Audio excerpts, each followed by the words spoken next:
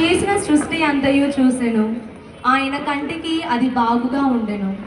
మొదటి పఠనము ఆది కాండము 1వ అధ్యాయము 1వ వచనం నుండి 2వ అధ్యాయము 2వ వచనం వరకు. ఆదిలో దేవుడు ఆకాశమును భూమిని సృష్టించెను. భూమికి ఒక ఆకారము లేకుండా శూన్యముగా నుండెను. అంధకారము అగాధ జలముల మీద వ్యాపించి ఉండెను. దేవుని ఆత్మ నీటిపై గుండ్రముగా తిరుగాడుచుండెను. అప్పుడు వెలుగు కలుగునుగాక అని దేవుడు ఆజ్ఞాపించెను. వెంటనే వెలుగు పుట్టెను. దేవుని కంటికి అది బాగుగా నుండెను. ఆయన చీకటి నుండి వెలుగును వేరు చేసెను. వెలుగుకు పగలని, చీకటికి రాత్రి అని పేర్లు పెట్టెను. అంతటా సాయంకాలమై ఉదయమాయెను. అది మొదటి రోజు. నీటి నడుమ ఒక కప్పు ఏర్పడి దానిని 2 భాగములుగా విడదీయుగాక అని దేవుడు ఆనతించెను. ఆ ప్రకారముగానే జరిగెను. పై నీటి నుండి క్రింది నీటిని వేరు చేయు గుండ్రని కప్పును దేవుడు నిర్మించెను. ఆయన ఆ గుండ్రని కప్పునకు ఆకాశమని పేరు పెట్టెను.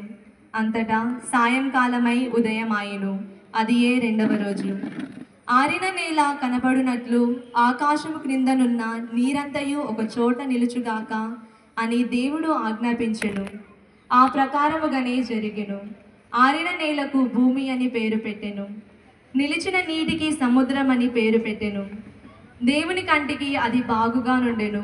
పచ్చిగడ్డిని, గింజలనిచ్చు మొక్కలను, విత్తనములున్న పండ్లనిచ్చు చెట్లను, అన్ని రకముల వానిని భూమి మొలిపించుగాక అని దేవుడు ఆనతిచ్చెను.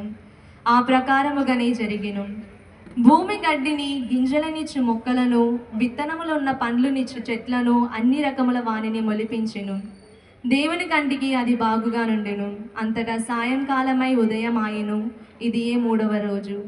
రాత్రి నుండి పగటిని వేరు చేయుటకు, పర్వదినములను, సంవత్సరములను, ఋతువులను సూచించుటకు ఆకాశమున జ్యోతులు అవతరించుగాక. అవి భూమికి వెలుగునిచ్చుటకు ఆకాశమున ప్రకాశించుగాక అని దేవుడు ఆనతించెను. ఆ ప్రకారమే జరిగెను. దేవుడు మహాజ్యోతులను రెండింటిని సృష్టించెను. వానిలో పెద్దది పగటిని పాలించును, చిన్నది రాత్రిని ఏలును. ఆయన నక్షత్రములను కూడా సృష్టించెను. రేండువలను పాలించుటకు, చీకటి నుండి వెలుగును వేరు చేయుటకు దేవుడు ఆ జ్యోతులను ఆకాశమున నిలిపెను. దేవుని కంటికి అది బాగుగా నుండెను. అంతటా సాయంకాలమై ఉదయమాయెను. అది 4వ రోజు. జలములందు పలు రకముల ప్రాణులు పుట్టునుగాక, భూమిపై ఆకాశమున పక్షులు ఎగురునుగాక అని దేవుడు అనెను. ఆ ప్రకారముగానే జరిగెను. దేవుడు సముద్రమునందలి మహాతిమింగలములను, నీటిలో పుట్టు అన్ని తరగత ప్రాణులను మరియు పలు రకముల పక్షులను సృజించెను. దేవుని కంటికి అది బాగుగా నుండెను. వానినన్నిటినీ దీవించి జలముల యందలి ప్రాణులు వృద్ధి చెంది సముద్రములో నిండియుండునుగాక. నేల మీద పక్షులు లెక్కకు మిక్కుట మగునుగాక అని ఆనతించెను. అంతటా సాయంకాలమై ఉదయమాయెను. అది 6వ రోజు. భూమి పెంపుడు జంతువులను, క్రూర మృగములను, ప్రాకిడు జంతువులను, అన్ని రకముల వానిని పుట్టించునుగాక అని దేవుడు అనెను. ఆ ప్రకారముగానే జరిగెను. దేవుడు పెంపుడు జంతువులను, క్రూర మృగములను, ప్రాకిడి జంతువులను, అన్ని రకముల వానిని సృజించెను. దేవుని కంటికి అది బాగుగా నుండెను. దేవుడు ఇప్పుడు మానవ జాతిని కలిగింతము. మానవుడు మమ్ము పోలి మావలే ఉండును. అతడు నీళ్లలోని చేపలపై, ఆకాశమునందలి పక్షులపై, నేల మీది పెంపుడు ప్రాణులపై, క్రూర మృగములపై, ప్రాకిడి జంతువులపై అధికారము కలిగి ఉండును అని అనెను. దేవుడు మానవ జాతిని సృజించెను. తన పోలికలో మానవుని చేసెను. స్త్రీ పురుషులను మానవుని సృజించెను. దేవుడు వారిని దీవించి సంతానోత్పత్తి చేయుడు, భూమండలమునంతటా నివసించి దానిని వశము చేసుకొనుడు. నీళ్లలోని చేపలను, ఆకాశములోని పక్షులను, నేల మీది జంతువులను పాలింపుడు. గింజలనిచ్చు మొక్కలన్నీ, విత్తనములున్న పండ్లునిచ్చు చెట్లన్నీ మీకు ఆహారమగును. కానీ నేల మీద క్రూర మృగములకు, ఆకాశమునందలి పక్షులకు, నేల మీద ప్రాకిడి జంతువులకు, శ్వాస జీవులన్నిటికీ పచ్చని మొక్కలు ఆహారమగును అని వారితో అనెను. ఆ ప్రకారమే జరిగెను. దేవుడు తాను చేసిన సృష్టి అంతయు చూచెను. ఆయన కంటికి అది చాలా బాగుగా నుండెను. అది 6వ రోజు. ఈ విధముగా ఆకాశము భూమి సమస్త వస్తువులతో సంపూర్ణముగా రూపొందెను. 7వ నాడు దేవుడు తాను చేయుచున్న పనిని ముగించెను.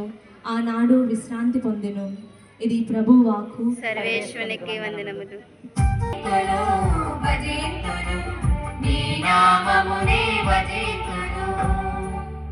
అందరూ లేచి నిలబడండి. ఈరోజు చదివే పట్టణాలకి మనందరము కూడా చాలా అలర్ట్గా ఉండాలనేసే మన తల్లి తిరుసభ మనకి చక్కటి దైవార్చన క్రమాన్ని ఇలా ఏర్పాటు చేస్తుంది.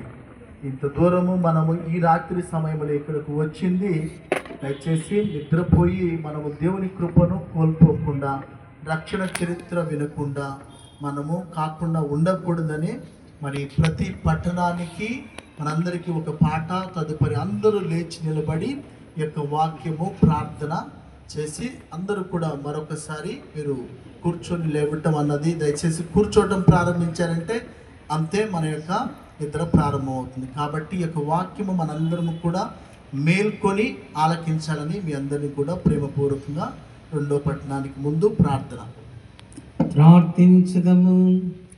సర్వశక్తిగల నిత్య సర్వేశ్వరం, నీవు సృష్టించిన వాటినన్నిటినీ క్రమపడత చేయటలో మహాసమర్థుడవు. మా పాస్కాయగు క్రీస్తు బలి ద్వారా రక్షింపబడిన మేము నీ వల్ల సృష్టింపబడిన లోకపు తొలి దశ కంటెను నూతన జన్మొందిన లోకమందరి మల దశల మిక్కిలి విశిష్టమైనదని గ్రహించుకుందుముగాక. యుగ యుగముల జీవించు పాలించు మా ప్రభు అయిన క్రీస్తు ద్వారా మనవి చేయుచున్నాము. అబ్రహాము ఈసాకును బలిగా అర్పించుట. 2వ పట్టణము